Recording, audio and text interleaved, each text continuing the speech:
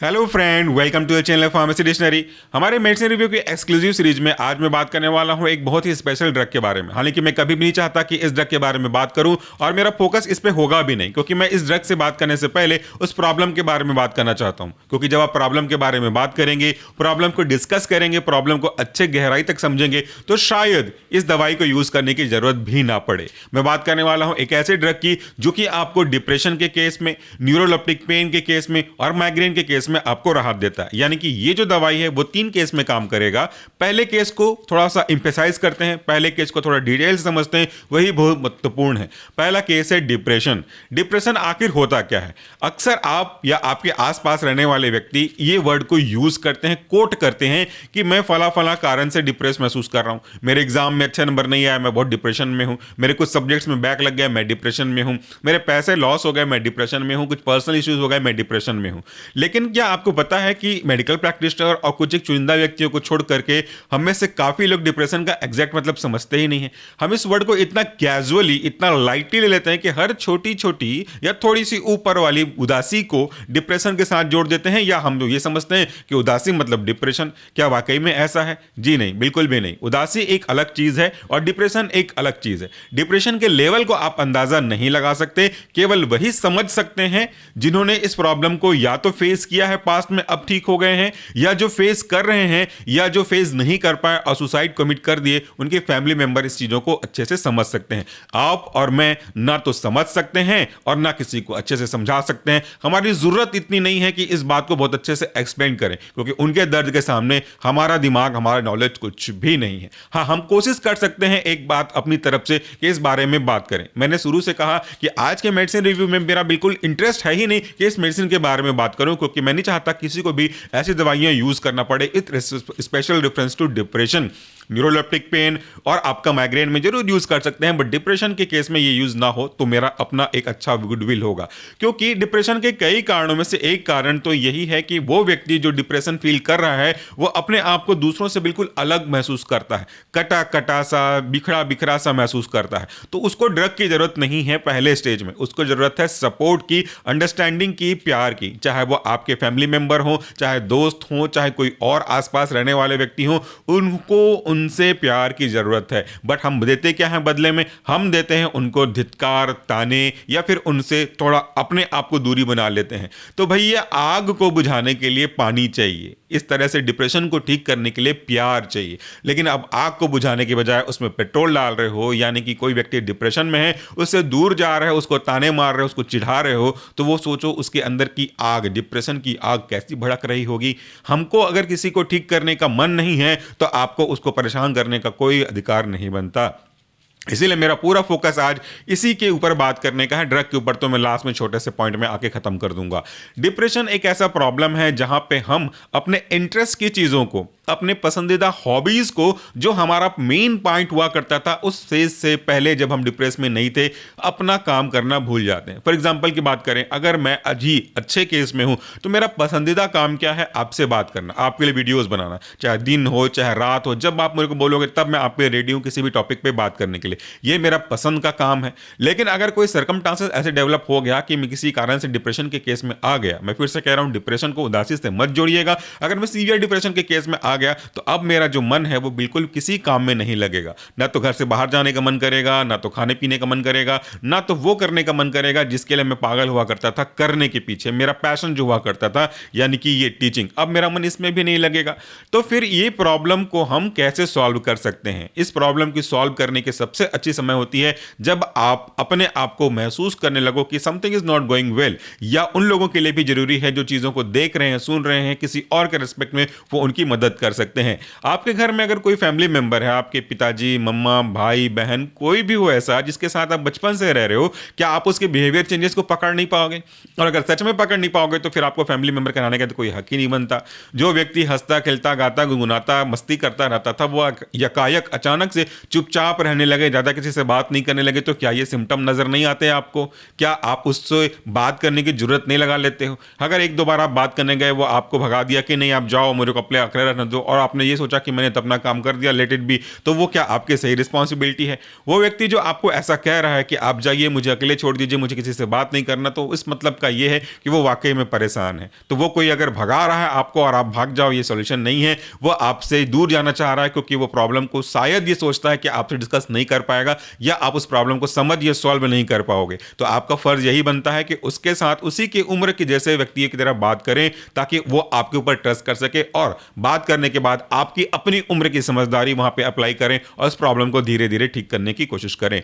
Depression में generally व्यक्ति अपने आत्मविश्वास को, सेल्फ कॉन्फिडेंस को खो देता है कि मैं ये नहीं कर पाऊंगा, और इसकी शुरुआत बहुत पहले से हो जाती है जब हम किसी व्यक्ति को टीज करने लगते हैं, किसी से छेड़ने लगते हैं। कई ऐसे ऐसे केस होते हैं जहां पे साइकोलॉजिकल तो केस होता ही है, ये साथ में सोशल केस का भी एक एग्जांपल इसमें जुड़ सकता है।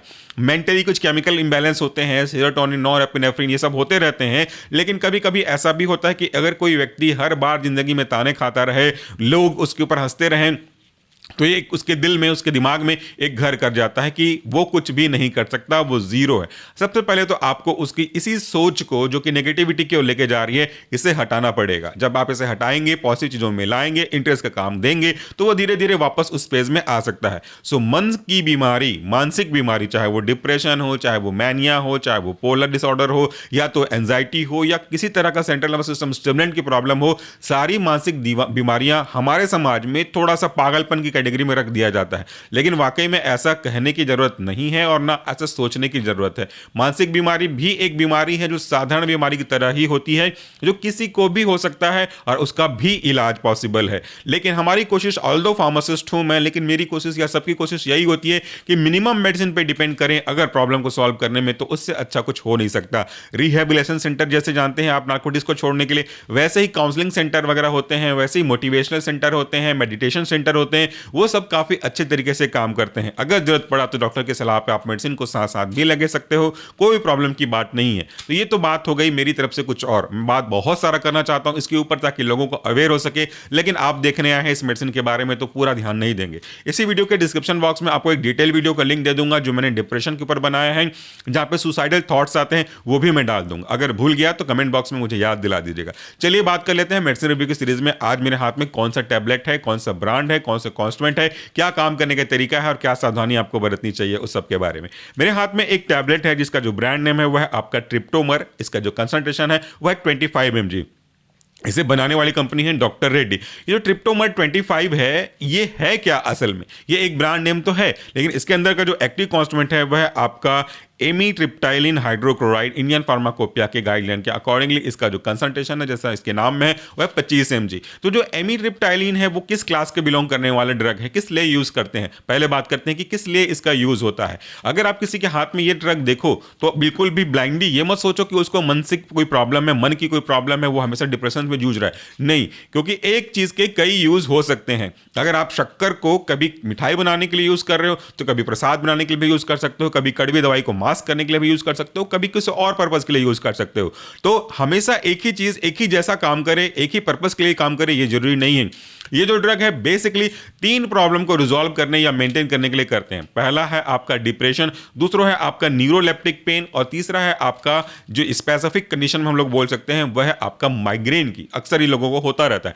तो ये तीनों कंडीशन को मैनेज करने के लिए यूज होता है। डिपेंड्स करता है कि कंसंट्रेशन कितना प्रिस्क्राइब कर रहे हो आप, वो उसके डोज या उसके ड्यूरेशन के ऊपर भी ट्रीटमेंट का बेसिक प्रिंसिपल मैच करता रहता है। सबसे पहले हम बात करें अब इसके क्लास के बारे में, तो जो आपका एमीट्रिप्टाइलिन है वो ट्राइसाइक्लिक एंटी डिप्रेशन क्लास का ड्रग है। केमिकल वाइज उसका ट्राइसाइक्लिक है, यानी कि इसके पास 3 साइक्लिक रिंग होते हैं, उसके ऊपर ये काम करता है। ये एंटी डिप्रेशन ड्रग होते क्या है? एंटी डिप्रेशन ड्रग ऐसे ड्रग होते हैं जो किसी भी व्यक्ति के डिप्रेशन के लेवल को वापस से ठीक करके उसके नॉर्मल लेवल पे लेकर के आने का काम करते हैं। तो मैंने कहा डिप्रेशन क्या है? अगर केमिकल लैंग्वेज में बात करें तो डिप्रेशन कुछ नहीं है, आपके बॉडी में कुछ स्पेसिफिक तरीके के जो केमिकल्स होते हैं उनके इम्बैलेंस की वजह से है। जैसे सीरोटोनिन, नॉरएपिनेफ्रिन के कम मात्रा में अवेलेबल होने की वजह से ये प्रॉब्लम होता है। आपको शायद पता होगा कि सीरोटोनिन को हम हैप्पी हार्मोन बोलते हैं। तो जो हार्मोन हैप्पी रखने का काम करता है, वही हार्मोन अगर कम हो जाए तो डेफिनेटली हैप्पीनेस तो कम होती जाएगी। तो यहां पे ये जो ड्रग है उसी को बैलेंस करने का काम करता है। इसकी कैटेगरी की अगर बात करोगे तो इस कैटेगरी को हम बिलोंग कर सकते हैं अगर उसके काम करने के तरीके के हिसाब से, तो ये है आपका serotonin non epinephrine reuptake inhibitor. एक और ड्रग होता है जिसमें हम लोग बोलते हैं selective serotonin reuptake inhibitor SSRI, लेकिन ये सेलेक्टिव नहीं है, ये सीरोटोनिन या नॉन एपिनेफ्रिन के रीअपटेक को इनहिबिट करता है। जब कभी भी सीरोटोनिन नॉन एपिनेफ्रिन रिलीज होते हैं, अपने जगह पे काम करते हैं, काम करने के बाद इनको वापस से रिस्टोर करवा दिया जाता है, तो इसकी अवेलेबिलिटी उस पर्टिकुलर साइट ऑफ एक्शन पे कम हो जाती है। तो जो चीज कम मिलेगी तो उसका असर कम मिलेगा। मतलब मान के चलो कुछ ऐसा कि अगर आपको भूख लग रही है और आपको खाना दिया गया, जितना खाना चाहिए उतना खाना दिया गया, सफिशिएंट खाना दिया गया, और आपको थाली मैंने परोस दिया। जैसे ही आप अपनी थाली में, याद रखिएगा आपको भूख बहुत ज्यादा लग रही थी, तो आपकी थाली में मैंने कई सारे रोटी सब्जी दाल चावल दे दिए और आप अभी एक रोटी ही खा के सके थे, दूसरी रोटी को खाने ही वाले थे क्योंकि आपका भूख अभी बहुत है। मैंने आपसे वो पूरी की पूरी थाली वापस ले ली, छीन ली, वापस ले लिया मैंने। तो क्या आपका जो भूख था, वो जो लेवल था, वो सेटिस्फाइड होगा?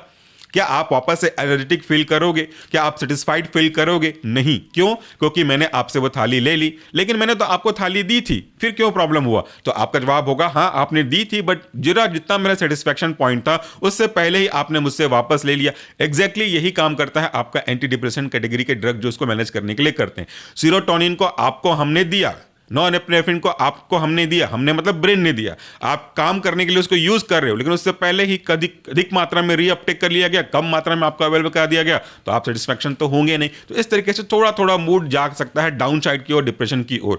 यहां पे अब हमको क्या चाहिए कि अगर आपकी भूख को शांत करना है तो कोई तीसरा व्यक्ति आएगा और आपकी मदद करेगा, यानी कि जो मैं आपसे थाली वापस ले रहा हूं इसको रोकेगा कि नहीं भैया थोड़ा देर रुको, इसको अच्छे से खाने दो, बच गया अगर तो वापस ले जाना, नहीं तो पहले इसको सेटिस्फाइड होने दो।